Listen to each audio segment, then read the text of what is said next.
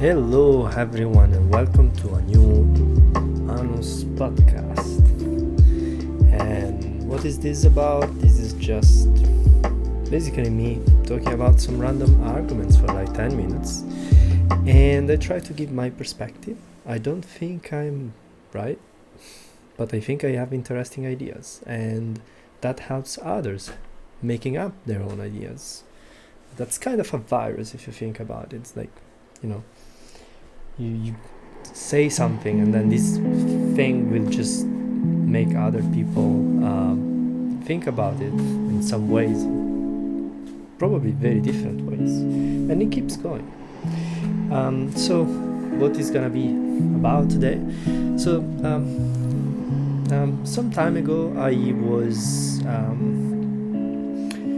having a go to some interviews, some podcasts that I found on YouTube, and I found this very nice interview between Stephen Bartlett and Paul Brunson, and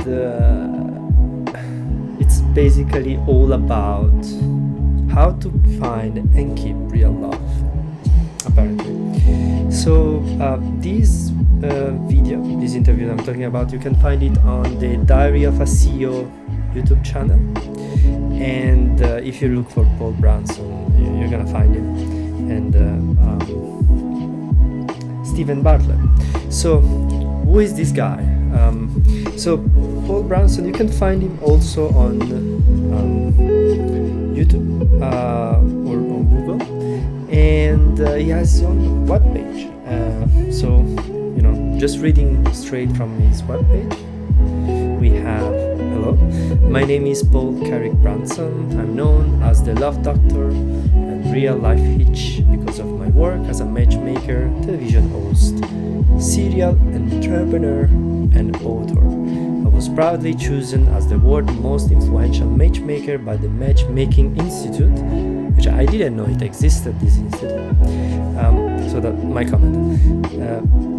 I host Married at First Sight UK and Celebs Go Dating on UK's Channel 4. So this guy, basically it's all about love, isn't it? And it's very interesting. This is in the interview that I'm gonna talk about.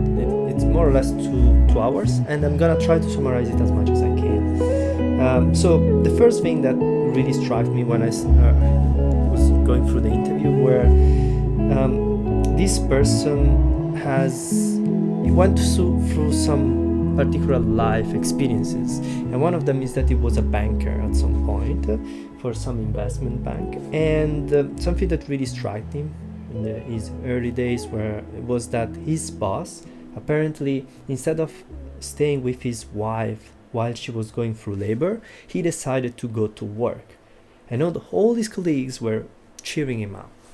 They were like, oh my god, this is the boss, this is the guy. And it was his firstborn child. So from Paul's perspective, that was so out of the world, because it didn't make any sense. Like, between family and work, you should choose family, not work. And that's him. That's basically him. He found himself as not fitting in that kind of environment. So he was actually creeped out by that. And that perspective of him, actually, and he's aware of it, comes from his family. His parents, basically, they were very stable, and he always put family in front of work, and that's why it's the way it is. And he's aware of it. So a lot of our concept of love and family comes from our parents. Then is also something that he believes is that there is a science of love, and basically says that there is a formula for love, and by changing the formula, the things in the formula, you can get different results, and you can get more or less what you want if you know what you want and you put the right things in the formula. Now, I kind of agree with this, but not fully, mostly because when we talk about love, we are talking definitely about emotions, and there is not only things that we can do, there are also things underneath that, which is our emotions, which somehow they are part of the formula, but we have no control on them. and so the results might be different. Even though we think that the formula is the same, things around the formula are gonna be different. But it's very, I kind of agree in the end, because there are some things that you can just do and the formula will work, and you will tend to get a particular type of result. So the interview goes through, and I think they were talking about different kind of things, and I think you can sort of collect them in 4 stages of a relationship, or a person going through this relationship building up thingy. I think you can divide them in 4 things. They were talking about how to get ready to date, so before dating, stage 1. Then there is the dating, which is stage 2. Then there is the relationship, when dating went well, so you start doing you are in a relationship, stage 3, and then you are in a long-term relationship after 3-4 years, stage 4, probably married at this point. And so let's go from the first one. So how do you get ready to date? So what sort of work do you have to do? And Paul says, the first time that a person comes in, the first thing that he does is usually put him and make him go through, or make her go through therapy. So he assigns a psychologist, and then you go through this stuff. Mostly because if a person is desperate because that's what he says, basically. If they ask him for help, there is some sort of desperation. There is usually some reasons behind that. And usually it's all about developing skills to create connection. So basically, for example, removing this self-defense mechanism that we build when we go through life. Then here, something very interesting is that so very different kind of people go to him and ask for help, from people from 30 to the 40s and the 50s. And the thing is, at some point, these people that need help, they didn't think that they needed it. At some point, the realization of them being alone just hits, and when it hits very hard. Imagine to be in your 40s, in your 50s, and you got divorced for some reasons, or maybe you put everything in your career, and at some point you have your money, you have everything you wanted, you go back home and you have dinner and you're alone. And that's when realization hits hard, and you want a partner. You understand you want a partner, but you don't have no clue how to do it. So here there is distinction between men and women.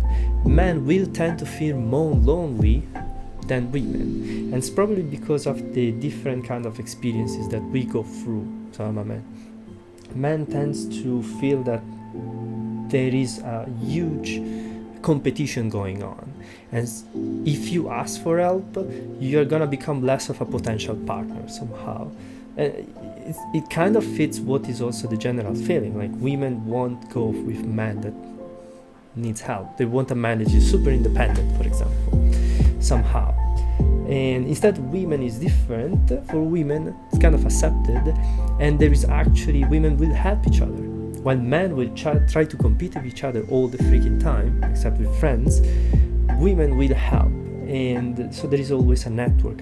Women will tend to feel a little bit less lonely. So this is how to get ready. You have to basically work on yourself.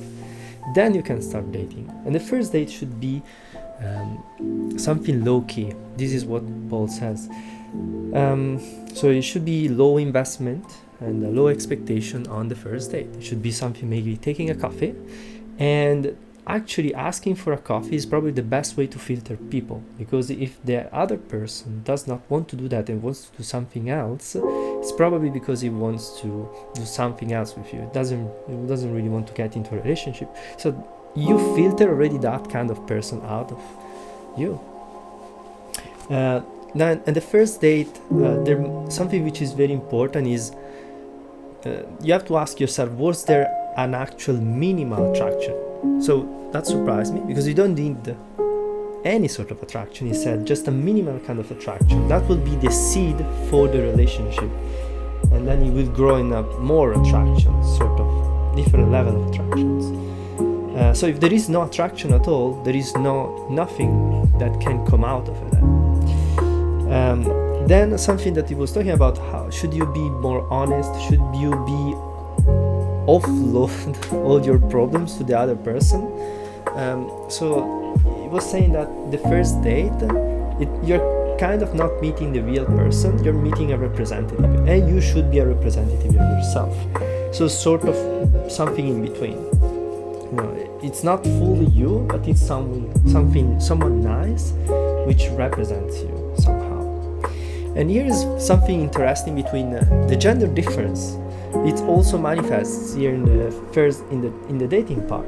Apparently women have way more dating experience than men.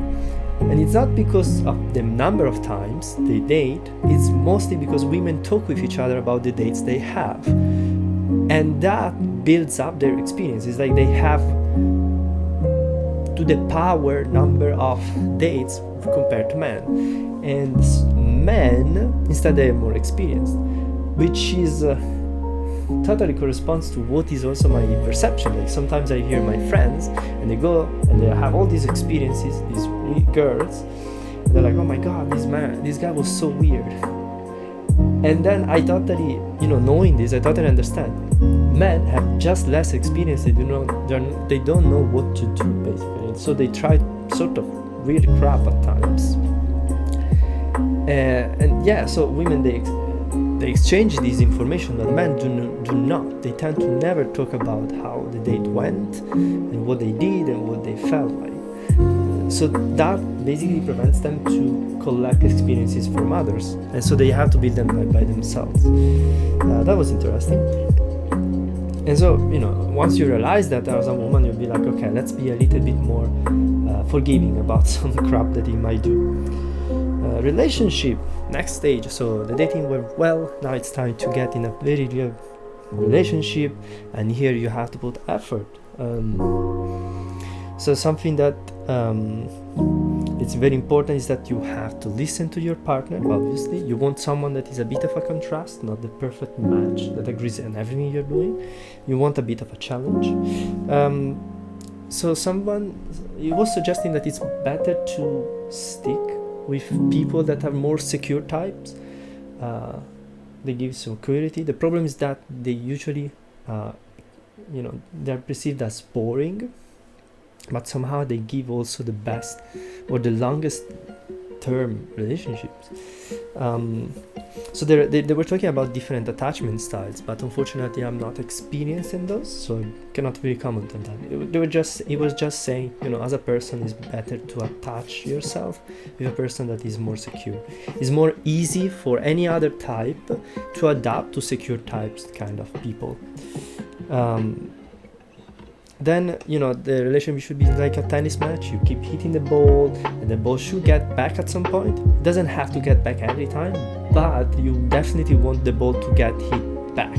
So you want to put things in the relationship, but you want at some point the other person to give it also in the relationship.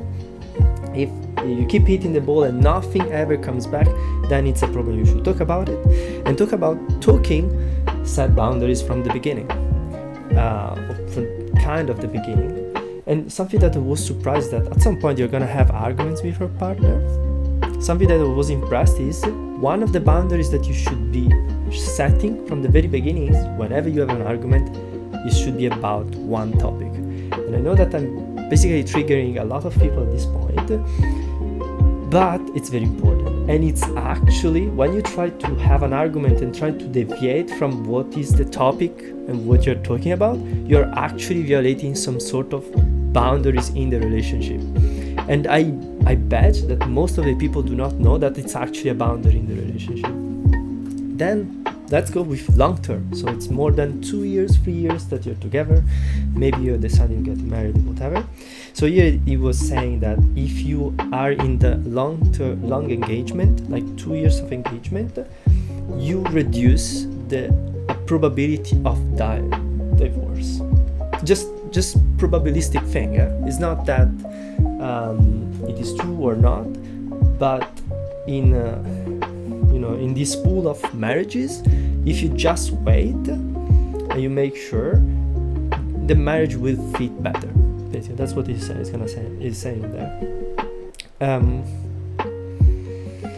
Then something that you have to think about when you are in this long-term relationship is what you do with your spouse, with your partner.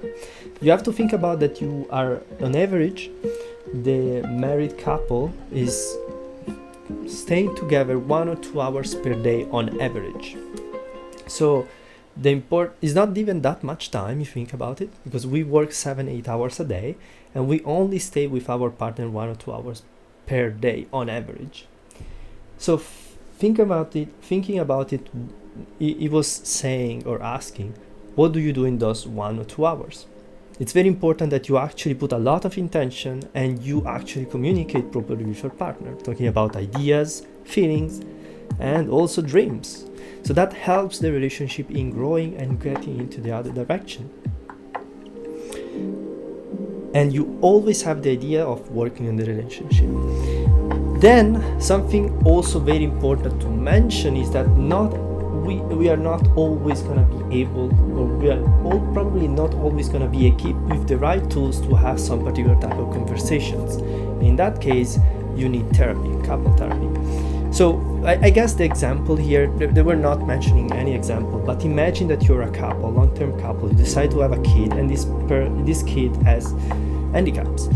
So that actually is going to be hard on both of the parents. There's going to be more responsibilities, we're taking the responsibilities. So sometimes it's so hard, and the person or every person in the relationship do not really understand or do not know how to communicate how difficult it is for them to the other person. And they might be feeling guilty to feel that they should blame, or they feel guilty that that they are blaming the other person for whatever reason. So that's very important that you equip yourself with the right ways of thinking and process your emotions, and maybe therapy can help you. Then finally, a lot of interesting stuff. They see the love seen by different generations. It's crazy, but different generations are experiencing love in different ways. The only common thing is that every generation thinks that find a spouse was extremely hard. All generations think the same. So they had to do different things, but everyone thinks it's so hard to find a spouse. Now, the thing that they differs is the how you find your partner, what kind of partner you find. And basically in the past, they will value other things compared to nowadays. Nowadays, it goes better, or it's trendy, is it's all about the vanity metrics. And there is social media, you put some numbers, I'm getting more views or whatever, or maybe I'm LinkedIn, whatever. There is this vanity stuff. It's all about how you appear somehow. In the past it was different. And another thing that it was kind of striking is that in the past, so political views were not a problem in the relationship. So two people, thinking about different political views would still get together. Nowadays, political views are actually crucial to create a partner, to find a partner. So this means that a person that is on the left spectrum will never get to a person in the right spectrum, and vice versa. This is, if you think about it, nuts. Because it means that there was much more respect for the political view of others in the past. Nowadays, we think that people that do not have the same political views are crazy, and they cannot even be potential partners. It's actually nuts the more you think about it. You might agree with it, but that's because you are in this generation, and you're thinking of the perspective of your own generation, but not in the multiple, or how it was in the past. Now, that's what they were talking about. I managed to fit in less than 20 minutes, or a little bit more than 10 minutes. Thanks so much for listening to me. I really suggest you to go through the interview yourself. You can find it on the Diary of a CEO YouTube channel. And that's what it is. The music that you have been listening to was from another YouTube channel. It's called Lo-Fi Girl. and it's basically the hip-hop radio. It's very relaxing. That's why I really like it. So I hope that you enjoy it. I try to summarize 2 hours in 20 minutes, a bit more. Thanks so much for listening to me, and see you. Bye.